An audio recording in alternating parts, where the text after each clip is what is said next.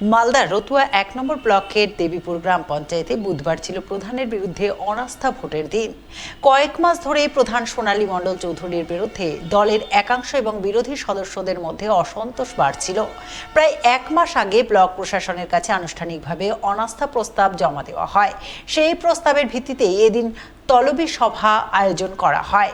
নির্ধারিত সময়ে ব্লক প্রশাসনের আধিকারিকরা গ্রাম পঞ্চায়েত কার্যালয়ে উপস্থিত হন।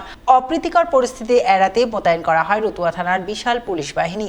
তবে নির্ধারিত সময় পেরিয়ে গেলেও অনাস্থা প্রস্তাবের সমর্থনে প্রয়োজনীয় সংখ্যক সদস্য উপস্থিত হননি। ২৮ সদস্যের গ্রাম পঞ্চায়েত প্রধানের বিরুদ্ধে তৃণমূলের ৫ জন, কংগ্রেসের ১ জন, সিপিএমের ২ জন এবং ১ জন নির্দল সদস্য মিলিয়ে মোট ৯ জন অনাস্থার পক্ষে ছিলেন।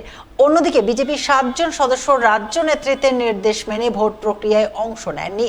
ফলে অনাস্থা পাশ করানোর জন্য প্রয়োজনীয় সংখ্যাগরিষ্ঠতা না হওয়ায় প্রশাসন অনাস্থা প্রস্তাব খারিজ করে দেয়।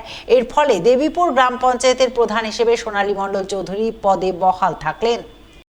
আমার ওই সময়টা প্রধান গঠন করেছিলাম ১৩ জন মেম্বার ছিল আমাদের টিএমসির, ২ জন ছিল নির্দল এবং ৩ জন ছিল বিজেপির সমর্থন করেছিল।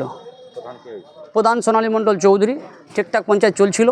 কিছু অসাধু মানুষের চক্করে পড়ে আমাদের 1/3 সদস্য অনাস্থা পেশ করে। আজ ডেট ছিল, সেই ডেটে যারা অনাস্থা পেশ করেছে তারা উপস্থিত হতে পারেননি এবং হননি। কী কারণ হলে সেটা আমাদের জানা নেই। পুনরায় আগের যে প্রধান সোনালী মণ্ডল চৌধুরী বহাল থাকলেন এবং সরকারি উন্নয়নকে অব্যাহত রাখার জন্য আমার পক্ষে যারা সমর্থন করেছেন তাকে আমি ধন্যবাদ জানাই, কৃতজ্ঞতা জ্ঞাপন করি। আগামী দিনে আমরা সুষ্ঠুভাবে পঞ্চায়েত চালাবার সিদ্ধান্ত নেব।